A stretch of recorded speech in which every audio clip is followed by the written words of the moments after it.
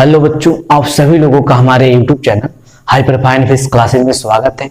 आज बच्चों हम लोग क्लास 11th के फिजिक्स का चैप्टर नंबर फर्स्ट यानी भौतिक जगत स्टार्ट करने जा रहे हैं। ठीक है बच्चों, तो समझते हैं कि भौतिक जगत क्या है।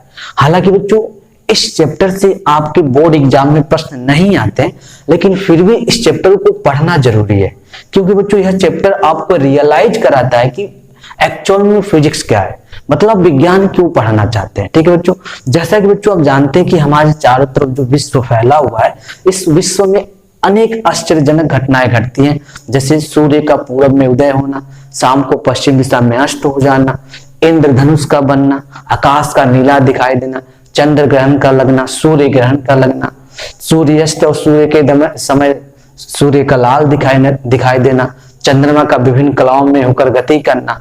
ऐसे तमाम प्रश्न हैं बच्चों, जिन प्रश्नों का यदि आप उत्तर चाहते हैं तो आपको विज्ञान का अध्ययन करना पड़ेगा। ठीक है बच्चों, तो समझते हैं सबसे पहले कि विज्ञान क्या है बच्चों। ठीक है, यानी विज्ञान जिसे हम लोग अंग्रेजी में साइंस बोलते हैं, साइंस। अब बात करते हैं कि बच्चों जो अंग्रेजी शब्द साइंस है, इसकी उत्पत्ति कहां से हुई है। ठीक है, तो बच्चों साइंस शब्द की जो उत्पत्ति हुई है वह लैटिन भाषा के शब्द सिंटिया से हुई है। कहां से हुई? सिंटिया, लैटिन भाषा के शब्द सिंटिया से हुई है। ठीक है, जिसका अर्थ होता है बच्चों जानना। इसका अर्थ क्या होता है? जानना। यानी बच्चों साइंस शब्द जो है वह लैटिन भाषा के शब्द सिंटिया से इसकी उत्पत्ति हुई है, जिसका अर्थ होता है जानना। ठीक है, और संस्कृत भाषा में बच्चों, संस्कृत भाषा में बच्चों हम लोग साइंस को विज्ञान के नाम से जानते हैं। किसके नाम से? विज्ञान के। विज्ञान के यानी बच्चों विज्ञान शब्द जो है कहां से लिया गया? संस्कृत से लिया गया है। और साइंस शब्द की उत्पत्ति कहां से है? लैटिन भाषा के शब्द सिंटिया से हुई है। ठीक है बच्चों, अब बच्चों को बात करते हैं अरबी भाषा में बच्चों विज्ञान को इल्म कहा जाता है। किस भाषा में? अरबी भाषा में। यानी अरबी में बच्चों साइंस को इल्म कहा जाता है। क्या कहा जाता है? इल्म। यानी अरबी भाषा में विज्ञान को इल्म के नाम से जानते हैं। ठीक है, अब हम बात करते हैं कि एक्चुअल में विज्ञान है क्या चीज। यदि मैं विज्ञान का संधि विच्छेद करूं बच्चों, यहां पे विज्ञान, तो संधि विच्छेद से क्या हो जाएगा? धन ज्ञान। मतलब इसका हुआ कि विशिष्ट ज्ञान। क्या मतलब हो जाएगा? विशिष्ट ज्ञान। यानी बच्चों विज्ञान क्या है? एक प्रकार का विशिष्ट ज्ञान है। ठीक है, विज्ञान क्या? विशिष्ट ज्ञान है। यानी बच्चों उसके आधार पर हम विज्ञान की परिभाषा लिख सकते हैं। विज्ञान की परिभाषा लिख दिया जाए तो विज्ञान की परिभाषा वो लिखेंगे यहां पे, विज्ञान की परिभाषा।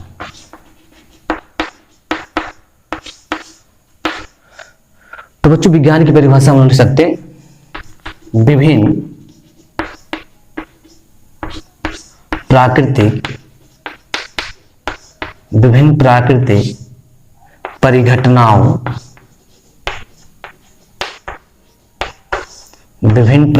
परिघटनाओं का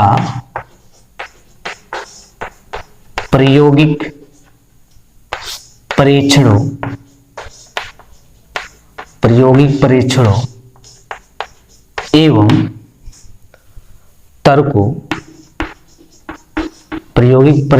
एवं तर्कों के आधार पर क्रमबद्ध ज्ञान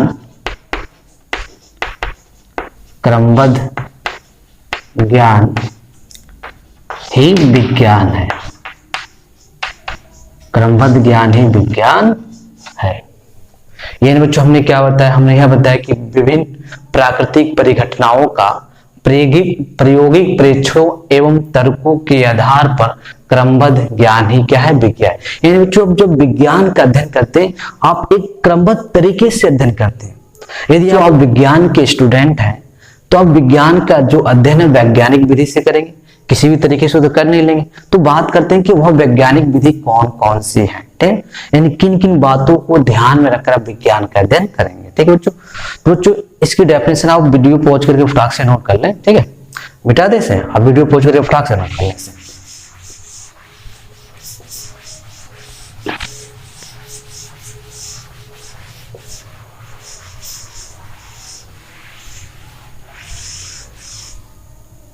हाँ बच्चों, बात करते हैं कि वैज्ञानिक विधि।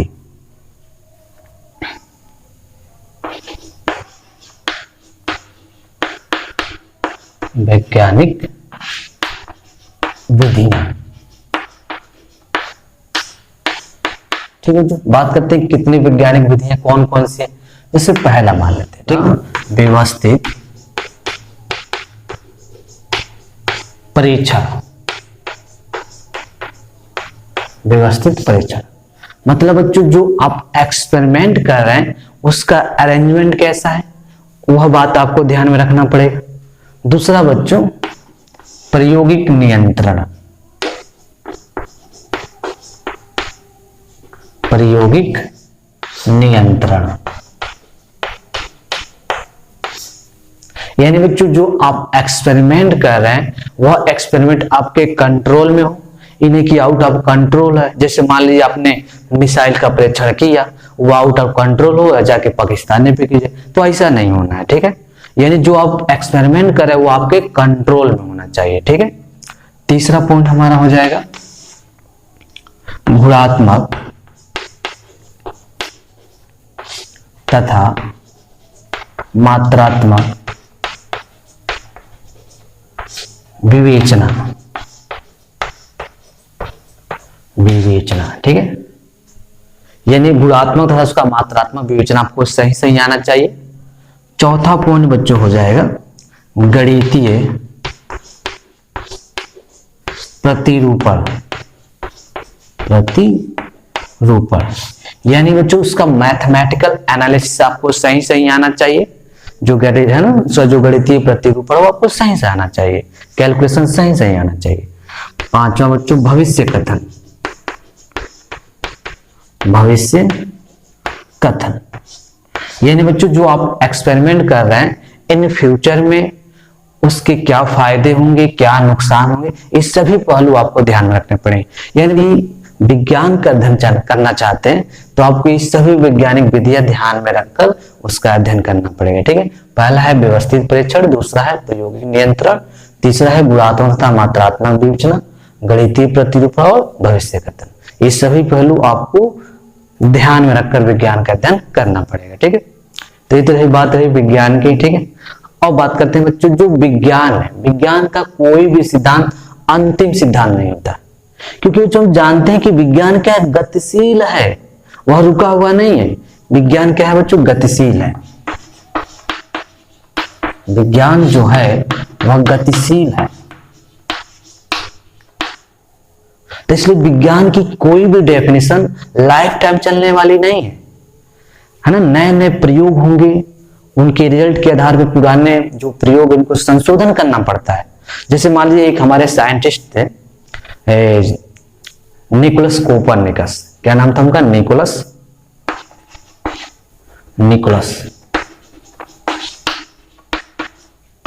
कोपरनिकस।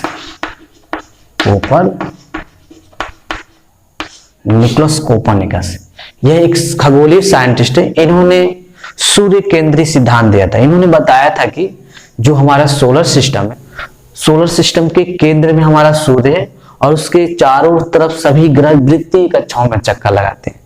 लेकिन इनके कुछ वर्ष बाद हमारे एक साइंटिस्ट आते हैं जोहानेस केपलर, कहते हैं जोहानेस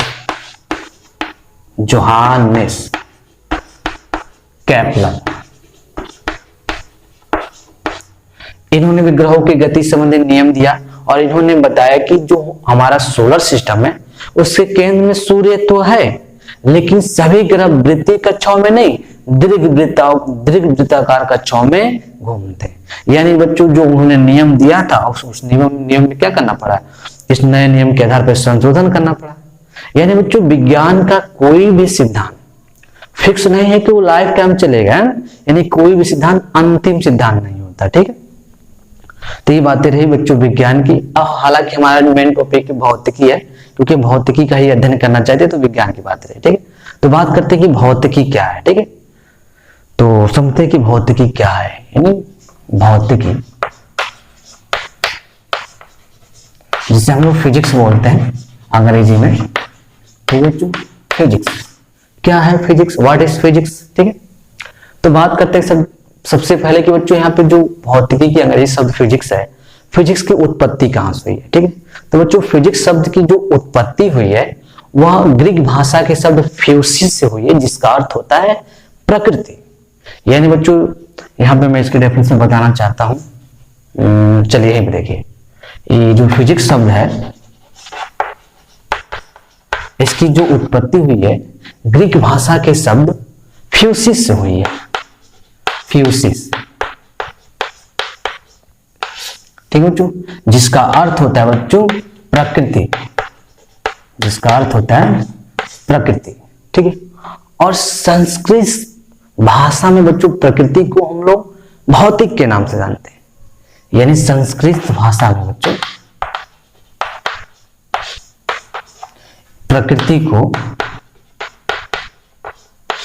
भौतिक के नाम से जाना जाता है, भौतिक के नाम से, ठीक है बच्चों। यानी बच्चों अंग्रेजी का जो शब्द फिजिक्स है उसकी उत्पत्ति कहां से हुई? ग्रीक भाषा के शब्द फ्यूसिस से हुई है, जिसका अर्थ होता है प्रकृति। और जो भौतिकी शब्द है हिंदी वाला वो कहां से लिया गया? संस्कृत से लिया गया है, यानी भौतिकी शब्द की उत्पत्ति संस्कृत से हुई है, ठीक है। अब बच्चों इसके बेसिस पे हम लोग भौतिकी को डिफाइन कर सकते हैं, यानी एक तरह से कह सकते हैं कि जो भौतिकी है वो प्रकृति का विज्ञान है। क्या है? यानी जो भौतिकी है, एक मिनट, हाँ बच्चों, जो भौतिकी है वो क्या है? प्रकृति का विज्ञान है, प्राकृति का लिख दीजिए, प्राकृति का विज्ञान है, ठीक है। अब बच्चों हम लोग भौतिकी की परिभाषा की बात करें तो बच्चों भौतिकी की एक सटीक परिभाषा देना पॉसिबल नहीं है। क्यों नहीं पॉसिबल है? क्योंकि बच्चों वर्तमान समय में हम लोग जानते हैं कि इस यूनिवर्स की जो सजीव और निर्जीव वस्तुएं हैं वो सभी वस्तुएं द्रव्य और ऊर्जा से बनी हुई। यदि उसके बेसिस पे इसकी परिभाषा आज दे दी जाए, लेकिन इन फ्यूचर में यदि एक्सपेरिमेंट हो रहा है और पता चल रहा है कि इस यूनिवर्स की वस्तुएं द्रव्य और ऊर्जा से नहीं बल्कि अन्य पार्टिकल, क्वार्क जैसे पार्टिकलों से मिलकर बनी है, तो ये तो परिभाषा रॉन्ग हो जाएगी ना। यानी बच्चों जो भौतिक है, भौतिक की एक सटीक परिभाषा देना पॉसिबल नहीं है, ना इसमें हम दे सकते हैं ना इन फ्यूचर में दे सकते हैं, क्योंकि विज्ञान क्या है? गतिशील है बच्चों। कभी फ्यूचर में एक्सपेरिमेंट होता है, पता चलता है कि जो हमारे यूनिवर्स की वस्तुएं हैं और द्रव्य ऊर्जा से नहीं बल्कि अन्य वस्तु से बनी, तो परिभाषा रॉन्ग हो जाएगा। लेकिन फिर भी बच्चों तर्कों के आधार पर इसकी परिभाषा दी जा सकती है, ठीक है। उसकी हम परिभाषा की बात करते हैं, तो इसको मिटा देते हैं बच्चों, यही परिभाषा इसके लिए दिया जा रहा है।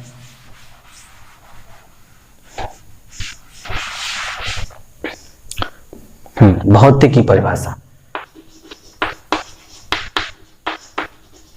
भौतिक की परिभाषा,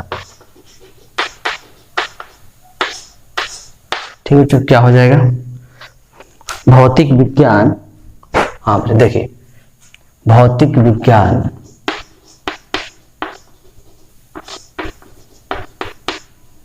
भौतिक विज्ञान विज्ञान की वह शाखा है जिसके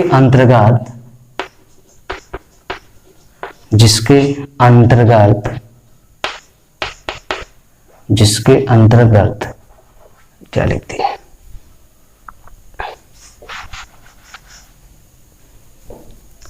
हाँ, जिसके अंतर्गत प्राकृतिक के मूलभूत नियमों एवं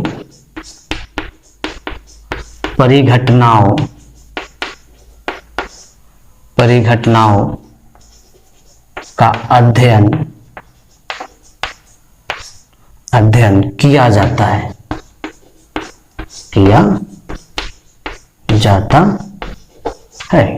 यानी बच्चों यहाँ पर हम लोग इस विज्ञान की परिभाषा मतलब भौतिक विज्ञान की परिभाषा दिए हैं, ठीक है। अब बच्चों बात करते हैं कि ये तो विज्ञान की भौतिक विज्ञान की परिभाषा हो गई। अब बात करते हैं कि भौतिकी का स्कोप क्या है। ठीक है बच्चों, तो बच्चों इसकी डेफिनेशन पूरा लिख लीजिए फटाक से, जो भी लिखना है इसमें आपको। हाँ, वीडियो पोस्ट करके फटाक से इसका स्क्रीनशॉट ले सकते हैं, चाहे तो इसको नोट कर सकते हैं आप लोग। ठीक है, मिटा देते हैं।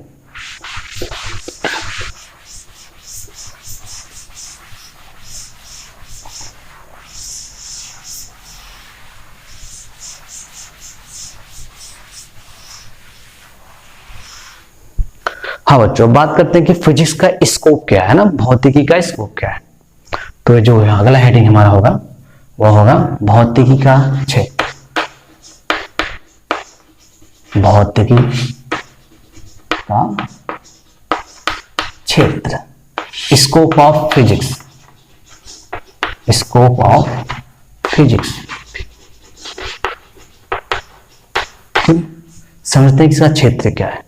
हालांकि बच्चों भौतिकी का जो क्षेत्र है बहुत विस्तृत है, तो इसकी विस्तृतता को ध्यान में रखते हुए भौतिकी का हम लोग दो भागों में अध्ययन करते हैं। एक है मैक्रो फिजिक्स, दूसरा है माइक्रो फिजिक्स।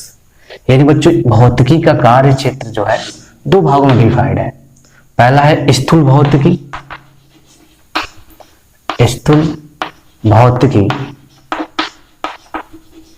जिसे बच्चों अंग्रेजी में हम लोग बोलते हैं micro physics, MECRO, macroscopic. Macroscopic physics. ठीक है बच्चों। बच्चों मैक्रो फिजिक्स में हम लोग हैबिकल ऑब्जेक्ट के बारे में अध्ययन करते हैं, यानी उन वस्तुओं के बारे में अध्ययन करते हैं जिनका द्रव्यमान बहुत ज्यादा है ना, जिनका मास बहुत ज्यादा है, उनके बारे में अध्ययन किया जाता है। ठीक है, जैसे ग्रह वह हो गया। ठीक है, यानी ऐसी वस्तुओं के बारे में अध्ययन करते हैं जिससे हम देख सकते हैं, महसूस कर सकते हैं, उनके बारे में अध्ययन किया जाता है। बच्चों इसको क्लासिकल फिजिक्स भी बोला जाता है। ठीक है, इसे हम लोग क्लासिकल फिजिक्स भी बोलते हैं। क्लासिकल फिजिक्स भी बोला जाता है, मतलब बाबा आलम के जमाने की फिजिक्स है बच्चों। ठीक है, तो इसमें कौन कौन से भाग आपको अध्ययन करने बात करते हैं। तो स्थूल भौतिकी में बच्चों जो आपको अध्ययन करना है, जैसे मान लीजिए हमारा यांत्रिकी हो गया, यांत्रिकी हो गया यानी मैकेनिक्स। मैकेनिक्स हो गया बच्चों। दूसरा बच्चों हमारा जो हो जाएगा विद्युत गतिकी हो गया, विद्युत गतिकी हो गया। Electrodynamics, electrodynamics. ठीक है बच्चों। तीसरा बच्चों हमारा हो गया ऑप्टिक्स, मतलब प्रकाशिकी। प्रकाशिकी हो गया ऑप्टिक्स। ठीक है बच्चों। चौथा बच्चों जो हमारा हो गया वो हो जाएगा उष्मागतिकी। उष्मागतिकी, thermodynamics.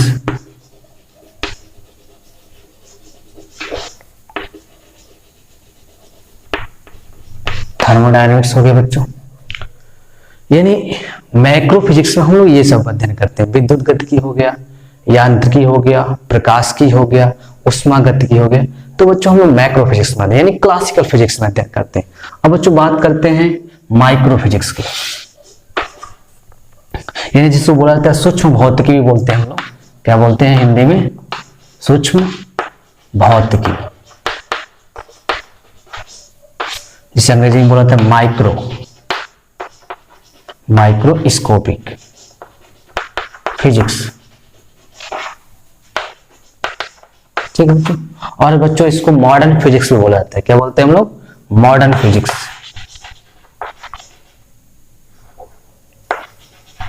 Modern physics. Modern physics के नाम से भी जाना जाता है। अब बात करते हैं बच्चों इनमें किन वस्तुओं के बारे में अध्ययन करते हैं। तो बच्चों हमें इनमें उन ऑब्जेक्ट के बारे में अध्ययन करते हैं जिनके द्रव्यमान बहुत कम, मतलब एटॉमिक लेवल पे होता है ना, जिसे हम देख नहीं सकते, फील नहीं कर सकते। ठीक है, उनके बारे में अध्ययन करते हैं माइक्रो फिजिक्स में। जैसे नाभिकीय भौतिकी हो गया, नाभिकीय भौतिकी हो गया हमारा। Nuclear physics,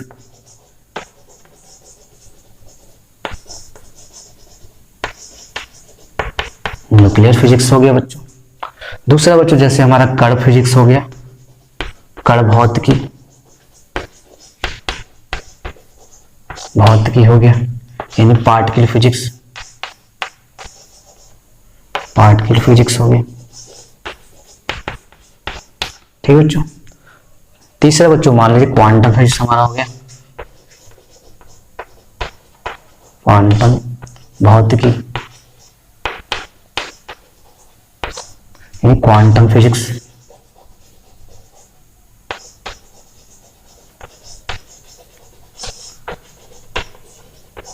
quantum physics. ठीक है बच्चों। यानी बच्चों जो माइक्रो फिजिक्स में हमें पढ़ना है, नाभिकीय भौतिकी पढ़ना है, कण भौतिकी पढ़ना है और क्वांटम भौतिकी पढ़ना है। यानी उन ऑब्जेक्ट के बारे में अध्ययन करना है जिनके जो द्रव्यमान होते हैं हम देख नहीं सकते, फील नहीं कर सकते, यानी जो एटॉमिक लेवल पे घटनाएं घटती है वो हम लोग माइक्रो फिजिक्स में अध्ययन करते हैं। और जो जिन द्रव्यमानों को हम देख सकते हैं, फील कर सकते हैं, जिनके द्रव्यमान बहुत ज्यादा होते हैं, उन सबका अध्ययन किसमें अध्ययन करते हैं हम लोग? मैक्रो फिजिक्स यानी स्थूल भौतिकी में, जिसे क्लासिकल फिजिक्स भी बोलते हैं और सूक्ष्म भौतिकी को मॉडर्न फिजिक्स भी बोला जाता है। ठीक है बच्चों। फिलहाल बच्चों हम सोच रहे हैं कि इस लेक्चर को यहीं पे समाप्त कर दे। नेक्स्ट टॉपिक है वो हम लोग अगले लेक्चर में लेकर मिलेंगे। ठीक है। फिलहाल वीडियो पॉज करके नोट कर सकते हैं आप।